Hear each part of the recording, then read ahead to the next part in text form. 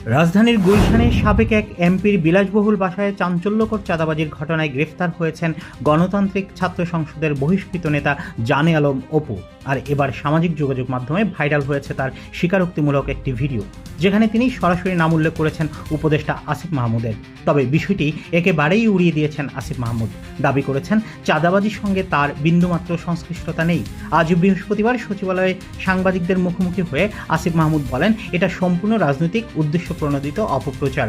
জানে আলম অপুকে আমি চিনতাম 2022 সালে, কিন্তু 5 আগস্টের পর থেকে তার সঙ্গে আর কোনো যোগাযোগ নেই, দেখা তো দূরের কথা। এই অভিযোগ শুনে আমি নিজেও বিস্মিত। অভিযোগ উঠেছে ঘটনার দিন তিনি মোটরসাইকেল নিয়ে গুলশান এলাকার জানে আলম অপুর সঙ্গে দেখা করেছিলেন। উত্তরে আসিফ মাহমুদ জানান, রাতে মাঝে মাঝে কাজ শেষ হতে ভোর হয়ে যায়, তখন বাসায় খাবার দেওয়ার মতো কেউ থাকে না। অনেক সময় আমি 300 ফিটের নীলা মার্কেটে হাঁসের মাংস খেতে যাই, কিন্তু দোকান বন্ধ থাকলে গুলশানের ওয়েস্ট এন্ড হোটেলে যাই।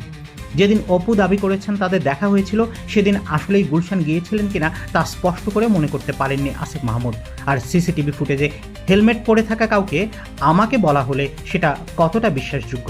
তাছাড়া বিষয়টি এখনও তদন্তাধীন, তাই এর বাইরে কিছু বলতে চাই না। এখানেই থামেননি আসিফ মাহমুদ। রাজনীতিতে যুক্ত থাকা এবং পদত্যাগ প্রসঙ্গে তিনি বলেন, আমার মতো আরও অনেকেই আছেন যাদের পূর্বের রাজনৈতিক পরিচয় রয়েছে। আমার মতে সবারই নির্বাচনের তাফসিল ঘোষণার আগে পদত্যাগ করা উচিত। আমি নিজেও পদত্যাগ করব, কারণ আবারও রাজনীতি করব। তবে নির্বাচন করব কিনা সেটা এখনও ঠিক হয়নি। আর এনসিপিতে যোগ দেওয়ার বিষয়েও এখনও সিদ্ধান্ত নেইনি। উল্লেখ্য, এই চাঁদাবাজি ইস্যু ঘিরে গুলশান থেকে শুরু করে রাজনৈতিক অঙ্গন এখন তোলপাড়। সামাজিক যোগাযোগ মাধ্যমে ভাইরাল ভিডিওটি নিয়ে চলছে তুমুল বিতর্ক। রাজনৈতিক মহলের প্রশ্ন, এটি কি শুধুই ব্যক্তিগত আক্রোশ, নাকি এর পেছনে আছে বড় কোনো রাজনৈতিক খেলা? সময়ই এর উত্তর দিবে। সুমন সালাউদ্দিন, রাজনৈতিক ডেস্ক, 0 টিভি।